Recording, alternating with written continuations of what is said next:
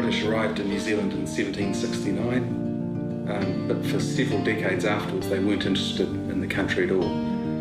The French had sent some ships to New Zealand in the 1820s, but the French really weren't interested either. And the reason is that New Zealand was a long way away from Europe. There was not much benefit in having the country as a colonial possession. But of course New Zealand was in a British sphere of influence in that British area because of the convict settlements in Australia. And so New Zealand, okay, it's 2,000 kilometres from Australia, but it was close enough for shipping to come to New Zealand quite frequently from about 1800.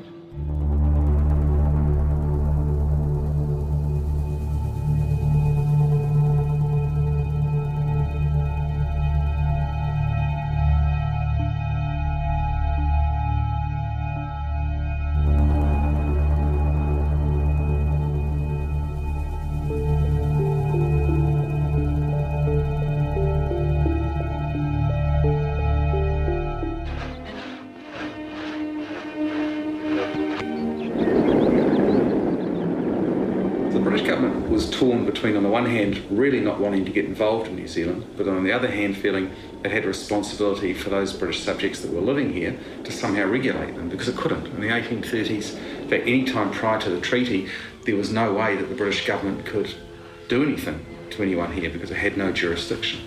British officials pushed hard for some sort of treaty to allow British law to apply in New Zealand, but the British government, as the politicians, said, no, we don't want to get involved. And that was when a private company called the New Zealand Company decided to set up settlements in New Zealand. They had purchased millions of acres of land and they were going to set up private colonies. And the British government, the politicians at that point thought, well, look, we have to now do something. Structural violence is harm built into systems, laws, institutions, and economic structures that restrict rights and opportunities. After the treaty, the Crown passed laws that allowed settlers to acquire land through mechanisms Maori did not understand or consent to. The Native Land Court, the New Zealand Settlements Act, Crown preemption, and large-scale confiscations following the New Zealand Wars. These laws didn't require physical violence. They used paperwork, legal language, and bureaucracy, what some scholars call administrative force. Power asymmetry theory helps us understand why this succeeded. Maori retained authority in principle, but not in practice. The Crown controlled the courts, the army, the money, and the narrative. The 3 C's, including colonialism, capitalism, and Christianity, also influenced structural design. Land was privatized for profit, culture was reshaped to fit Western norms, and British moral frameworks were applied to Maori governance. Even well into the 20th century, structural violence continued through land leasing policies, the suppression of te reo Maori in schools, and neglect of Maori's socio-economic well-being. Structural violence also shaped everyday experiences. Maori communities faced barriers in education, health services, political participation, and resource access. Many were pushed into low-wage labor, while their remaining lands were fragmented, taxed, or leased under pressure. This created long-term cycles of disadvantage that were not accidental, but systematically produced. These patterns reinforced the message that Maori authority and cultural practices were secondary to British norms. Over generations, such structural patterns normalized inequality, making it appear as the natural order rather than the outcome of deliberate policy. Today, the Waitangi Tribunal exists to investigate breaches, an acknowledgement of structural violence embedded in the state's history. But the tribunal is only recommendatory. It cannot compel the government. This limitation is itself a continuation of structural inequality. Although some settlements have been achieved, many argue that compensation has been symbolic rather than transformative. Structural violence therefore remains present, not only in law, but in unequal outcomes across housing, education, healthcare, and representation. The legacy of these systems continues to influence the relationship between the Crown and Maori today. Direct violence is the part of the conflict we can see. the physical or observable forms of harm. In the treaty conflict, direct violence emerged through several things: armed confrontations in the New Zealand wars, forced displacement, burning of kainga and crops, arrests of peaceful protesters, as well as police interventions at Bastion Point and Ihumatao. Galtung reminds us that direct violence does not exist on its own. It is the outcome of deeper currents, cultural narratives that justify harm, and structural systems that enable it. Whenever Maori resisted land loss or challenged government authority, direct violence was used to enforce the existing power structure. This visible violence is only the tip of the iceberg, the final expression of the deeper cultural and institutional harm established long before the first shot was fired. Direct violence also produced long-lasting impacts on Maori identity, community cohesion, and intergenerational well-being. The trauma of warfare, imprisonment, and land removal altered social structures, disrupted economic independence, and weakened traditional leadership systems. Even after the wars ended, forms of direct violence continued through policing practices, state surveillance, and the criminalization of Maori activism. These actions sent a clear message: challenges to state authority would be met with force. In many ways, direct violence served as the state's final tool the moment when all underlying tensions became visible and unavoidable. It did not just enforce policy, it shaped memory, identity, and the collective understanding of justice in Aotearoa.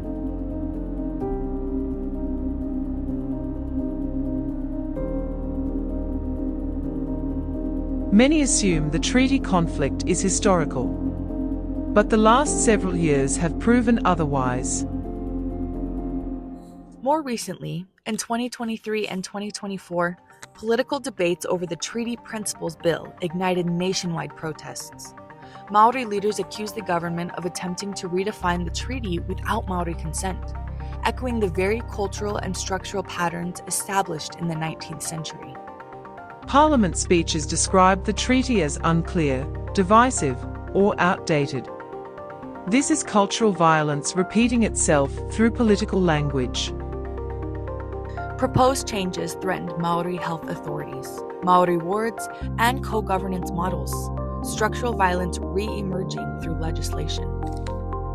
And police responses to demonstrations at Parliament show direct violence intertwined with escalating tensions. Conflict escalation theory helps us map this.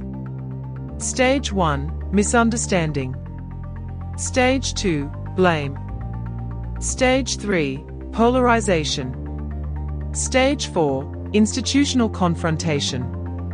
Stage 5, direct conflict. The treaty conflict cycles through these stages repeatedly because the root causes, cultural narratives, and structural imbalances remain unresolved. In the modern era, digital media also accelerates escalation. Online misinformation intensifies polarization, amplifies stereotypes, and deepens mistrust between groups. What begins as disagreement quickly transforms into identity-based conflict. Political rhetoric plays a powerful role as well. When leaders frame Maori rights as a privilege or co-governance as a threat, they activate fear-based responses that push society further up the escalation ladder. At the same time, Maori communities continue to mobilize through peaceful marches, legal challenges, and grassroots organizing. These actions highlight that the conflict is not only political, but deeply connected to identity, dignity, and historical memory. The result is a conflict landscape where cultural, structural, and direct tensions coexist, moving in and out of escalation, depending on how institutions respond.